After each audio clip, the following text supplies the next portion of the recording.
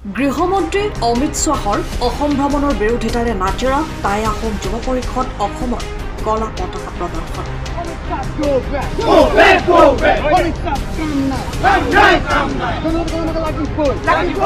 আজি টাই আহোম যুৱ পৰিষদ অসম চমুকৈ টাইপা কেন্দ্ৰীয় সমিতিৰ আহ্বানত টাইপা নাজিৰা মহকুমা সমিতিয়ে নাজিৰা চাৰিআলিত ৰূপায়ণ কৰে এক প্ৰতিবাদী কাৰ্যসূচী।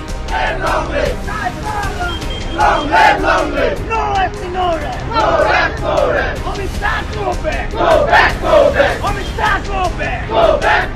জনজাতিকৰণক লৈ টাই আহোম যুৱ পৰিষদ অসমে দেশৰ গৃহমন্ত্ৰী অমিত শ্বাহৰ অসম ভ্ৰমণৰ বিৰোধিতাৰে কলা পতাকা প্ৰদৰ্শনেৰে ৰূপায়ণ কৰে এই প্ৰতিবাদী কাৰ্যসূচী। দেশৰ গৃহমন্ত্ৰী অমিত শ্বাহৰ অসম ভ্ৰমণৰ বিৰোধিতাৰে চৰকাৰ বিৰোধী শ্লোগানেৰে টাই আহোম যুৱ পৰিষদ অসমে উত্তাল কৰি তোলে নাজিৰাৰ ৰাজপথ।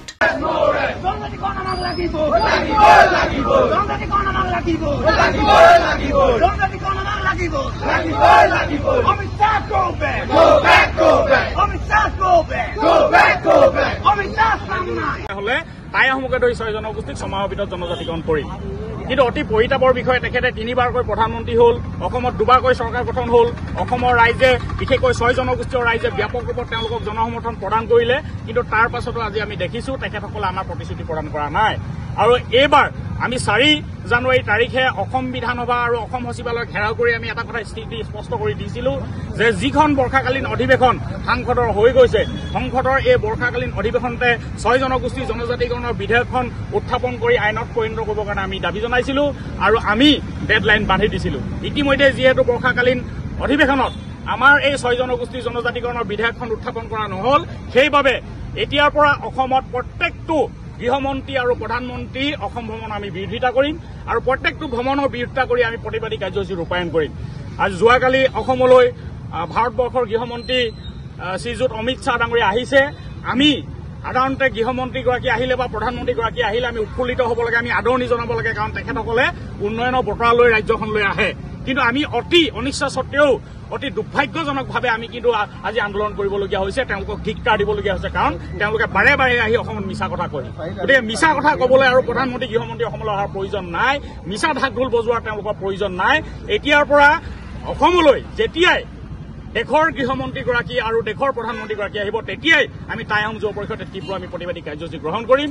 আৰু অহা 13 ছেপ্টেম্বৰ তাৰিখে আমি যিহেতু খবৰ পাইছো যে প্ৰধানমন্ত্ৰী ডাঙৰীয়াও অসমলৈ আহিব, তেতিয়াও এই 2টা দিনতে 13 আৰু 14 তাৰিখে আমি তীব্ৰ প্ৰতিবাদী কাৰ্যসূচী আমি গ্ৰহণ কৰিম। পুতলিকা দাহে হওক, কলা পতাকা প্ৰদৰ্শনেই হওক, ধৰ্ণা কাৰ্যসূচীয়ে হওক, সমগ্ৰ অসম জুৰি এই কাৰ্যসূচী ৰূপায়ণ কৰা হ'ব। গতিকে জনজাতিকৰণৰ ক্ষেত্ৰত কৰা প্ৰতাৰণাৰ প্ৰতিবাদত টাই আহোম যুৱ পৰিষদ অসম চমুকৈ টাইপাৰ কেন্দ্ৰীয় সমিতিৰ আহ্বানত আজি সমগ্ৰ অসম জুৰি কলা পতাকা প্ৰদৰ্শন কাৰ্যসূচী হৈছে। গৃহমন্ত্ৰীগৰাকী অসম ভ্ৰমণৰ বিৰোধিতা কৰা হৈছে আৰু তাৰ অংশস্বৰূপে আজি নাজিৰা চাৰিআলিত কেন্দ্ৰীয় সমিতিৰ আহ্বানত নাজিৰা মহকুমা সমিতি আজি সহযোগত এই কাৰ্যসূচী ৰূপায়ণ কৰা হৈছে। আৰু এই কাৰ্যসূচী ৰূপায়ণস্থলীৰ পৰা আমি কেন্দ্ৰীয় চৰকাৰক আৰু অসম চৰকাৰক সকীয়াই দিছো, শীঘ্ৰে যদি টাই আহোমকে ধৰি 6 জনগোষ্ঠীক যদি জনজাতিকৰণ নকৰে, তেতিয়াহ'লে অনাগত দিনত কিন্তু উজনি অসম সম্পূৰ্ণ অশান্ত হৈ পৰিব। তাৰ বাবে কিন্তু এই বিজেপি দল আৰু চৰকাৰে জগৰীয়া হ'ব। নাজিৰাৰ পৰা মানমণি ভট্টাচাৰ্যৰ ৰিপৰ্ট, টাইমছ।